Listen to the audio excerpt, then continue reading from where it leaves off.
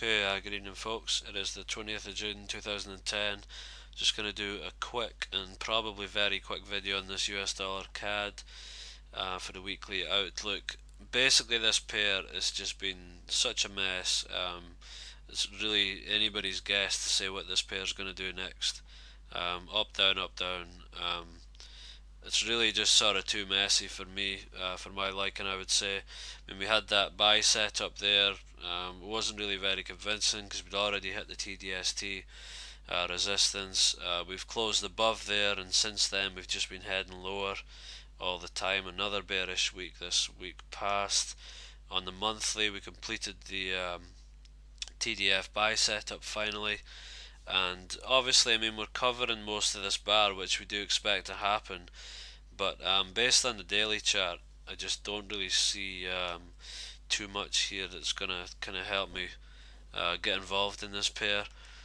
Okay, we're going to complete a buy setup on Tuesday, as the other pairs complete sell setups, as I've been mentioning in the videos.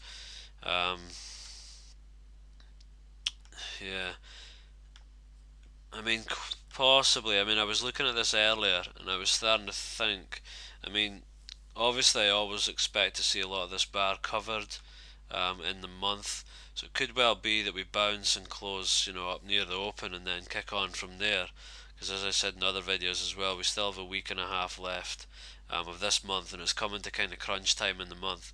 So we're going to have to decide, I mean, is this going to be a bearish close month, or is it going to come back up and just be a kind of an inside month and then kick on from there?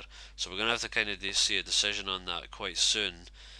So I mean, possibly a buy setup on this pair might be worth looking at, but I mean, the whole sort of price action on this pair has been not very favourable, to say the least. Yeah, I mean, this is one I was kind of having to think a lot about this one when I was going through the charts. But I mean, if we do complete a buy setup here on the dailies and we remain above the daily bat support and that remains intact, then we could well still see this pair just start to move higher. I mean, it does often happen. The bat remains intact and we move higher. But again, in a similar way to the pound Swiss franc, this trade would actually have been triggered if you were doing the full daily trade, and then obviously we've gone through the stop loss now. So again, is the sort of signal void? I mean, I think I would probably prefer just to wait till we broke the 995 level, as I said in the pound Swiss franc commentary there. But then at the same time, you don't really want to ignore the TD buy setup either.